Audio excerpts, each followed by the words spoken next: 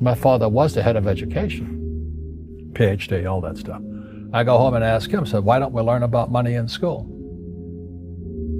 And he looked at me and says, because the government doesn't let us teach that subject. The government tells us what we can teach and what we can't teach. And I thought that was strange. And I said, but aren't we going to school to learn about money? He says, no, your job is to get a job. I said, but you get a job to... The first rule of success is to have a vision. You see, if you don't have a vision of where you go, and if you don't have a goal where you go, you drift around and you never end up anywhere. I mean, as you know, I was born in 1947 in Austria after the Second World War. So I was very fortunate that I stumbled on my vision. And I didn't really like Austria when I grew up. I couldn't wait to get out of there. I couldn't see myself becoming a farmer or a worker in a factory or anything like that. Even though my parents wanted me to stay there and have a normal life. But that was their vision, not mine.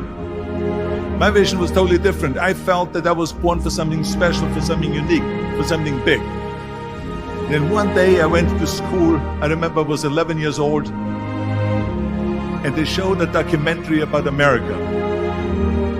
There they showed in this documentary the huge skyscrapers, the high-rises, the huge bridges, the 6-lane freeways, and all of this stuff. And I said to myself, that's where I want to be.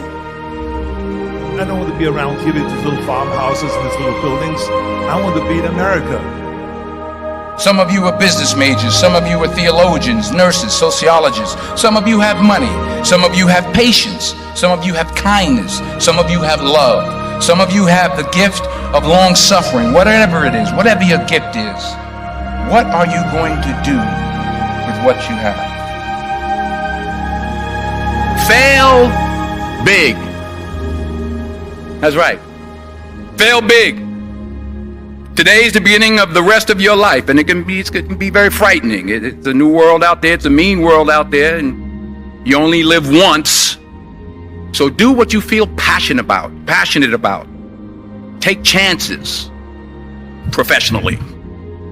Don't be afraid to fail. There's an old IQ test, was 9 dots, and you had to draw 5 lines with a pencil within these 9 dots without lifting the pencil. The only way to do it was to go outside the box. So don't be afraid to go outside the box. Don't be afraid to think outside the box. Don't be afraid to fail big, to dream big. But remember, dreams without goals are just dreams, and they ultimately fuel disappointment. So have dreams, but have goals. Life goals, yearly goals, monthly goals, daily goals. I try to give myself a goal every day. Sometimes it's just to not curse somebody out. Earn money. He goes, no, you're supposed to just get a job. I went, no. Isn't the purpose of a job to earn money? He goes, you're correct. I said, so why don't I just learn about money? I can skip the job part, And he got flustered and he said, if you want to learn about money, why don't you ask your best friend's father about money? And I said, why? That's Mike. So why ask him? He said, because Mike's father is an entrepreneur.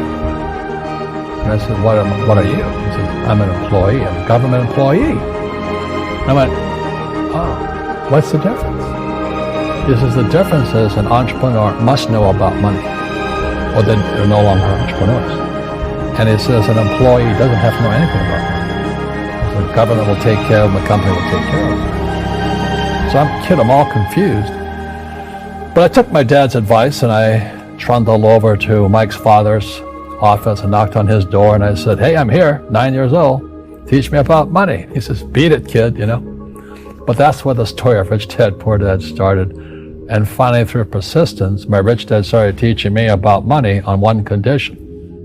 And that condition was he would never pay me. He says, the moment I pay you, you think like an employee. He says, that's the trap. Entrepreneurs work for free. And now I'm 9 years old, my head's going cracking in half. He says, you never want a paycheck. You understand that, kid? I said, okay, I got it. And he says, well, how do I make money? He says, that's what entrepreneurs figure out. It's like, so how do I learn about money? So he would just break out a Monopoly game board. So I would work for free. I'd pick up cigarette butts, and he had hotels and restaurants, and I would clean and do menial tasks. And as I got older, I started getting into office work and marketing and accounting, and I was an apprentice basically, but I always worked for free. And he would teach me about money, but the way he taught me about money was playing Monopoly. And finally one day I got upset. I said, well, when are you going to teach me about money? He says, what do you think we're doing? We're playing Monopoly. He goes, no. What do you think we're doing? We're playing Monopoly. He says, what do you think we're doing? So I don't know. I'm teaching you about money. And then 74% hate their job in America. Now, this is not much different when you come to Europe.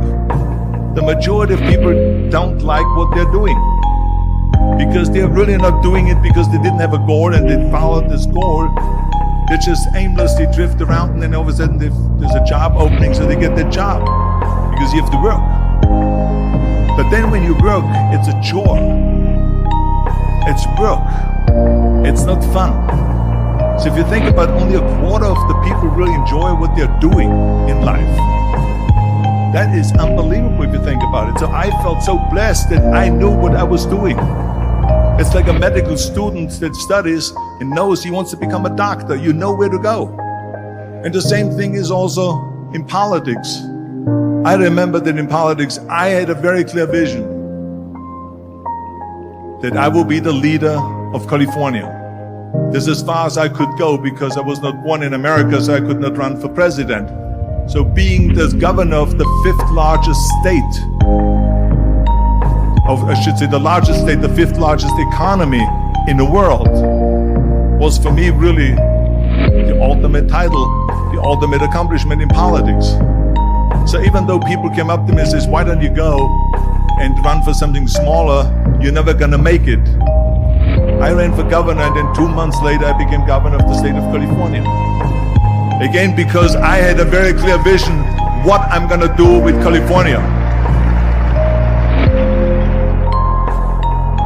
So that's rule number one, have a vision. Rule number two is, don't listen to the naysayers.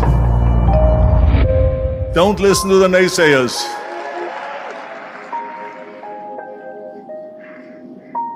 Everything I ever did, the thing that I heard out of people's mouth was, that's impossible. That can't be done. Or no.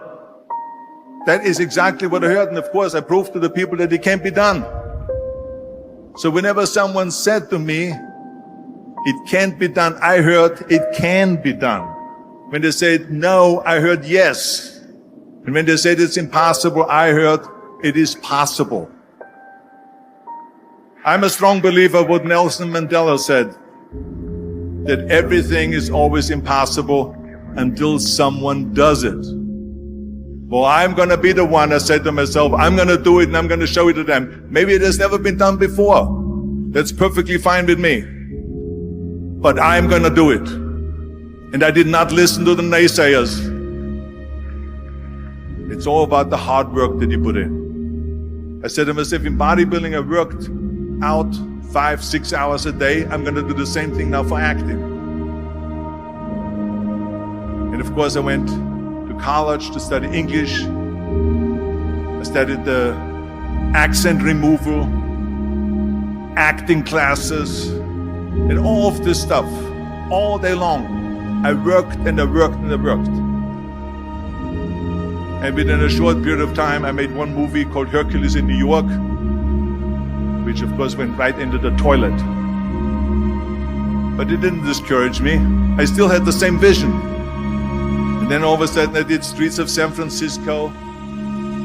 I did Stay Hungry and Pumping On and The Villain. And then all of a sudden I was asked by Dino De Laurentiis at the Universal Studio to star in Conan the Barbarian.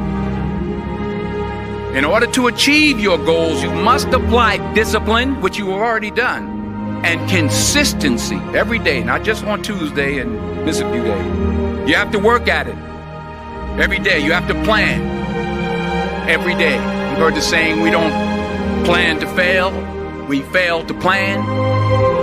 Hard work works.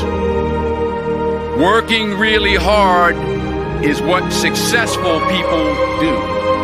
And in this text, tweet, twerk world that you've grown up in, remember, just because you're doing a lot more doesn't mean you're getting a lot more done. Remember that. Just because you're doing a lot more doesn't mean you're getting a lot more done. Don't confuse movement with progress. My mother told me, she said, yeah, because you can run in place all the time and never get anywhere. So continue to strive, continue to have goals, continue to progress. I found that nothing in life is worthwhile unless you take risks. Nothing.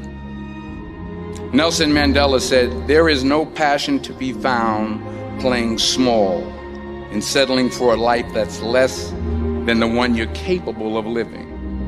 Now, I'm sure in your experiences in school and applying to college and picking your major and deciding what you want to do with life, I'm sure people have told you to make sure you have something to fall back on. Make sure you got something to fall back on, honey. But I never understood that concept, having something to fall back on. If I'm going to fall, I don't want to fall back on anything except my faith. I want to fall forward. I figure at least this way I'll see what I'm going to hit.